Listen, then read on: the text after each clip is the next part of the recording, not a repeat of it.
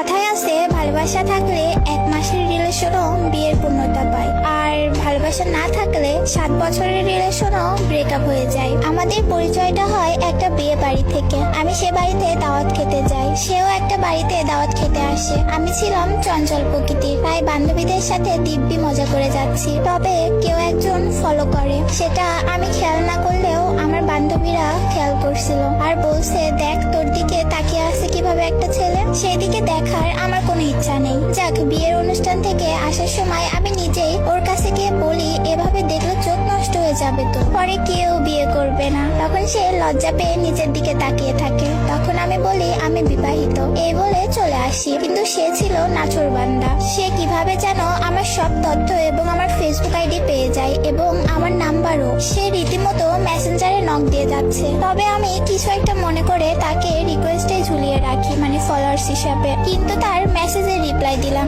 কে আপনি? সে তো রিপ্লাই পেয়ে পরিচয় দিয়েই যাচ্ছে, কিন্তু এদিকে আমি চিনেও তাকে না চিনার ভান করে বসে আছি। যাক, পরের দিন ওমা সেদিকে আমার স্কুলে চলে এসেছে। এবার আমি রেগে গিয়ে তাকে ইচ্ছা মতো কথা শোনালাম। সে শুধু হাসে, যতই হাসতেছে ততই আমার রাগ উঠতেছে। এভাবে 8-9 দিন যাওয়ার পরে আমার ভাইয়া বিষয়টা শুনতে পায়। ভাইয়া জানার পরে ভাইয়া ওকে শাসন করে, কিন্তু তাতেও কাজ না হলে ভাইয়া ওকে মারে। দেখি তাতেও কোনো লাভ হয় না, সে তাও আমার জন্য অপেক্ষা করতে থাকে। পরে আমি তাকে বলি, আপনি চানটা কি? তার একটাই কথা, বিয়ে করতে চাই। ওই প্রেম টেম করা আমার পক্ষে সম্ভব না, আর প্রেম করে আপনাকে তো নাও পেতে পারি, তাই সোজা বিয়ে করতে চাই। তখন আমি বলি, হইছে, লাইলি মজনুর মতো হওয়ার দরকার নাই। তখন সে বলে, তুমি ভালোবাসো আর নাই বা বাসো, আমি তো তোমাকে ভালোবাসি। তবে তার জন্য কোনোদিনই আমার মনে কোনো ফিলিংস হয়নি। সে তার পরিবারের ঠিকানা সবকিছু আমাকে দিয়ে দেয়। আমাকে বলে যাচাই করে নিও, কেননা বিয়ের পর বলেও না যে তোমাকে আমি ঠকিয়েছি। তখন আমি বলি, আপনাকে কে বিয়ে করবে?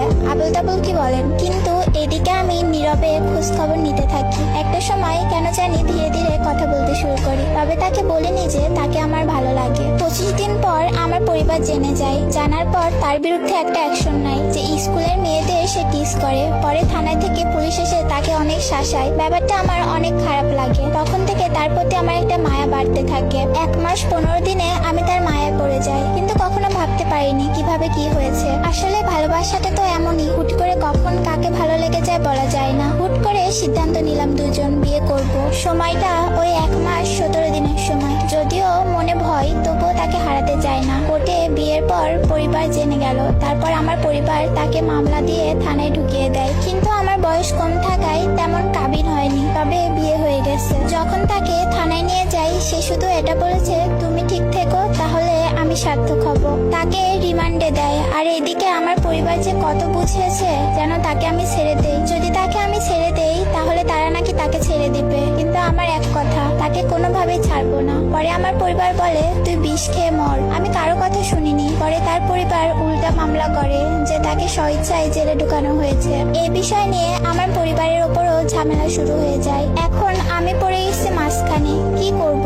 পরিবারের পক্ষে যাব নাকি ওর পক্ষে? কোনো কিছুতেই মিলাতে পারছি না। তাকে জামিনে বের করা হয় 3 মাস পর। তাকে দেখে মনে হচ্ছে সমস্ত অপরাধ আমার। তাৎক্ষণিক গ্রামের চেয়ারম্যানরা বসে এটা নিয়ে। তখন আমার একটা কথা, আমি ওর কাছে যাব। হয়তো কতটুকু মায়া জমেছে বোঝানো সম্ভব না এই অল্প দিনেই। আমার পরিবার সেখানে অনেক ছোট হয়। পরে সেখান থেকে আমি তার সাথে চলে আসি। শ্বশুর বাড়িতে আসার পরপরই আমার স্বামীর বড় ভাই বলে, তুই কারে ঘরে আনছোস, যার জন্য তুই জেলে গেছিস তারে? তখন সে বলে, আপনি শুধু এটাই দেখলেন, এত মানুষের সামনে যে তার পরিবারকে নিচু করে আমার সাথে চলে এসেছে এটা দেখেননি। আমি তার মুখের দিকে তাকিয়ে কান্না করে দেই। পরে তার বড় ভাই তাকে বলে, বাড়িতে রাখতে হলে টাকা দিতে হবে প্রতি মাসে। সে আমাকে রেখে কখনো ইট খোলায় কাজ করতো, কখনো জাল বইতো, তবুও সে আমাকে ছাড়েনি। এভাবে 3 মাস কাজ করার পর তার বড় ভাই আমাদের বাড়িতে যায়। বড় ভাই গিয়ে আমার পরিবারের কাছে বলে, দেখেন আমি আমার ভাইকে বিভিন্ন শর্ত দিয়েছি, সে সবকিছু মেনে নিয়েছে, তবু আপনার মেয়েকে ছাড়েনি।